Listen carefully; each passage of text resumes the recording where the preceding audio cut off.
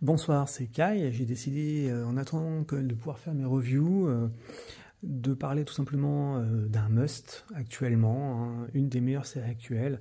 Je pense que tous ceux qui l'ont pas encore vu devraient y aller. Il s'agit tout simplement de Frieren. Le synopsis tout d'abord.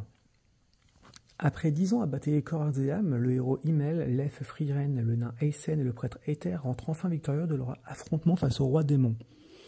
Terminé les aventures quotidiennes, il est temps pour le groupe de retrouver sa vie normale, bien que cela soit difficile à envisager après toutes ces années.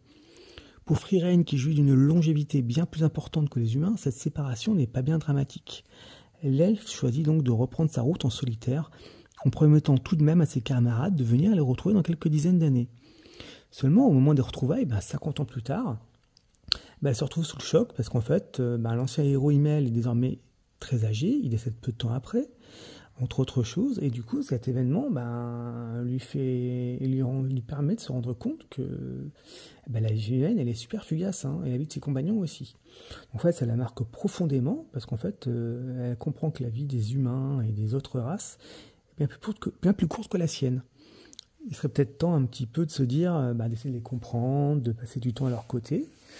Et donc, avec cette philosophie de vie en tête, elle va décider de s'engager dans une nouvelle aventure, en prenant sous son aile Fern, un enfant adopté élevé par son vieil ami Aether, à qui elle compte transmettre ses nombreuses combinaisons magiques. Bon, déjà, le synopsis, il vaut déjà le détour, on voit déjà ce qui nous attend.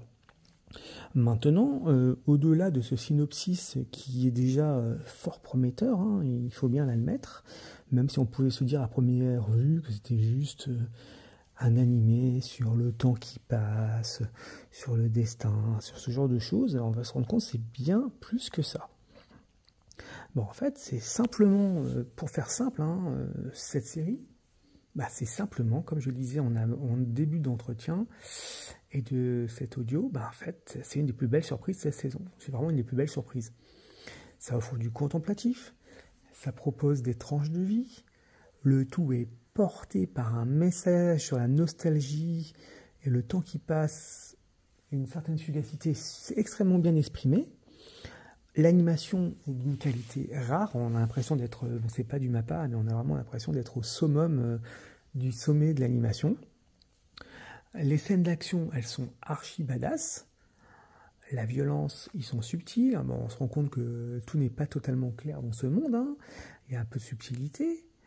On est clairement pour moi sur la meilleure série du moment, parce que ça atteint vraiment des sommets. Et le pire dans tout ça, c'est qu'en fait, je suis convaincu qu'elle n'a pas atteint son plein potentiel.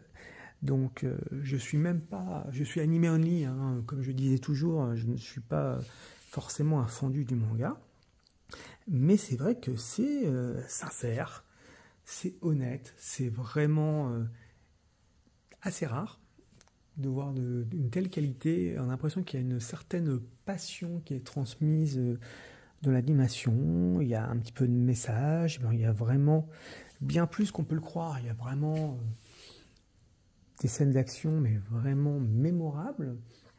On a aussi une relation de Frieren avec, du coup, sans spoiler, avec ses disciples, puisqu'elle va avoir un guerrier également, Stark, qui va arriver, qui sont vraiment au niveau, qui sont pas moins badass que leur maître.